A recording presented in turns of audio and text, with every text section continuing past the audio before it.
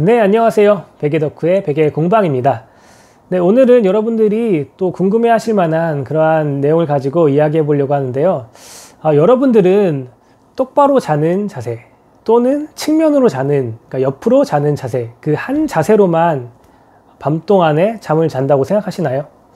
그래서 혹시 나는 똑바로 자기 때문에 똑바로 잘 때만 편한 그런 베개, 또는 이제 나는 옆으로만 자니까 옆에만 잘 맞으면 돼. 그래서 옆에만, 그러니까 측면으로 자는 그 자세만 잘 편한 그런 베개를 사용하고 계시진 않나요?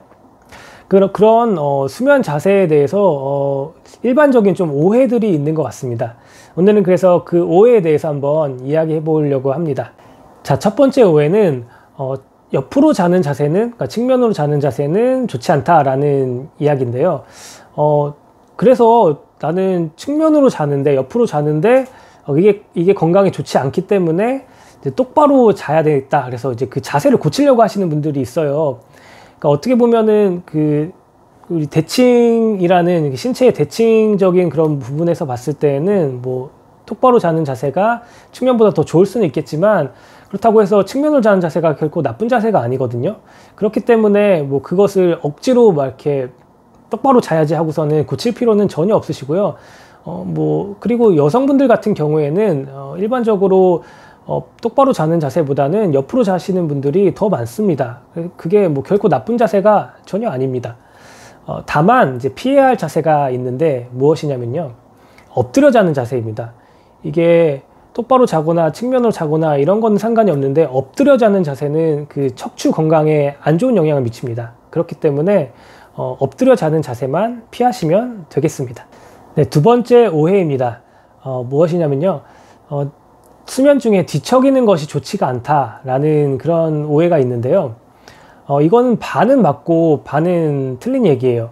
무슨 이야기냐면요, 우리가 수면 중에 너무 많이 과하게 뒤척이는 경우가 있어요. 그래서 뭐 잠을 잘 때 뭐 베개라든지 뭐 베개나 뭐 매트리스, 또 그리고 어떠한 수면 자세 같은 것들이 잘 맞지 않고 불편해서 불필요하게 너무 막 이렇게 저렇게 뒤척이는 거는 수면을 방해하게 되고 깊은 잠을 잘 수 없기 때문에 숙면을 방해하는 요소가 됩니다.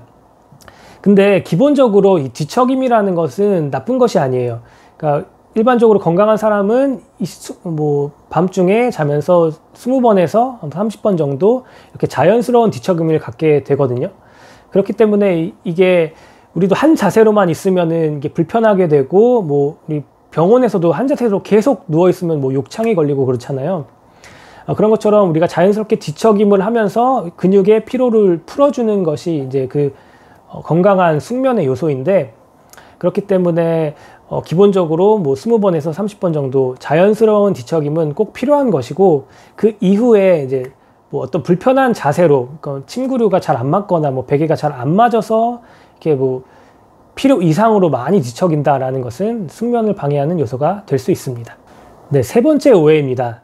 나는 똑바로 자거나 아니면 측면으로만 잔다라고 생각하는 분들이 계신데요.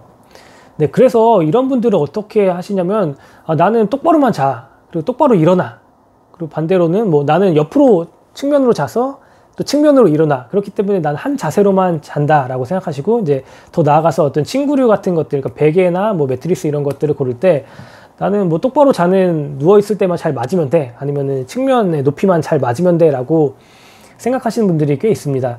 근데 실제로 아까 전에도 두 번째에서 이야기했던 것처럼 뭐 일반적인 사람들은 다 자면서 뭐 20-30번 뒤척임을 갖기 때문에 한 자세로만 잘 수가 없어요. 그리고 저 같은 경우에도 저는 똑바로 자서 똑바로 일어나기 때문에, 저도 예전에는 그냥 나는 똑바로 계속 자나 보다라고 생각을 했는데, 제가 직접 자는 자세를 수면 분석을 해보니까 저는 똑바로 자는 자세보다 측면으로 자는 시간이 훨씬 더 길더라고요. 뭐 이제 그런 경우도 있습니다. 그렇기 때문에 여러분들 똑바로 자는 자세나 측면을 자는 자세 모두가 다 잘 맞아야지, 그래야지 이제 수면의 질이 올라갈 수 있고 정말 숙면을 취할 수 있는 거죠. 네, 그래서 뭐 정도의 차이는 있지만 누구나 다 이제 자세를 번갈아 가면서 잠을 자게 된다라는 것입니다. 자, 그래서 지금까지 말씀드린 내용을 가지고 우리 침구류를 사용하실 때 주의사항에 대해서 한번 말씀을 드리자면요.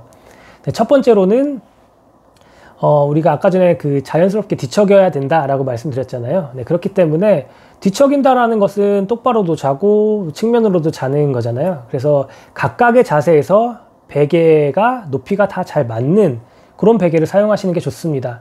한 자세에서만 편하다라고 하면은 이제 그게 다른 자세에서 만약에 불편하다라고 하면은 수면의 질을 떨어뜨리는 요인이 되거든요. 그리고 두 번째로는 이거는 베개를 좀 보면서 설명을 드릴게요. 자, 보시면은 네, 요 베개 같은 경우에는 이제 여기 머리 쪽의 높이와 그러니까 똑바로 자는 부분과 네, 그다음에 측면의 부분의 높이가 다르게 돼 있어요.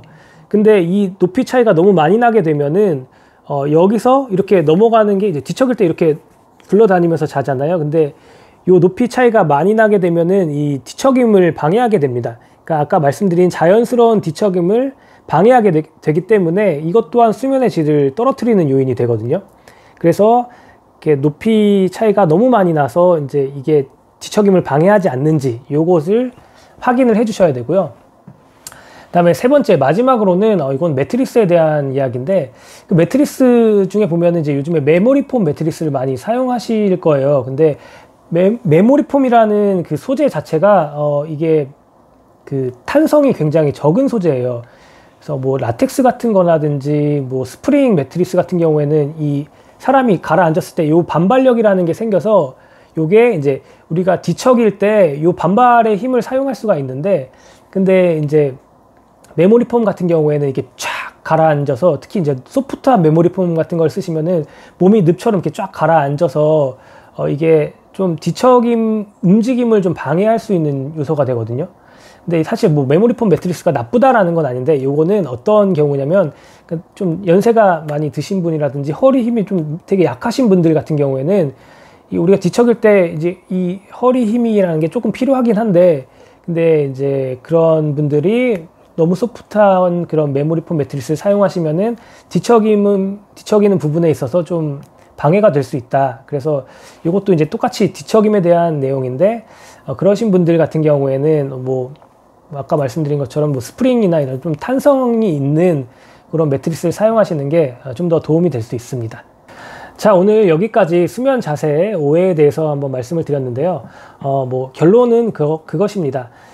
우리 수면에 있어서 숙면을 취하는 데에는 자연스러운 뒤척임이라는 것이 필요한 것이고 그렇기 때문에 뭐 똑바로도 자고 측면으로 잘 때 각각의 자세가 다 잘 맞고 편안해야지 이제 수면의 질이 올라간다 라는 점을 말씀드리고 싶고요.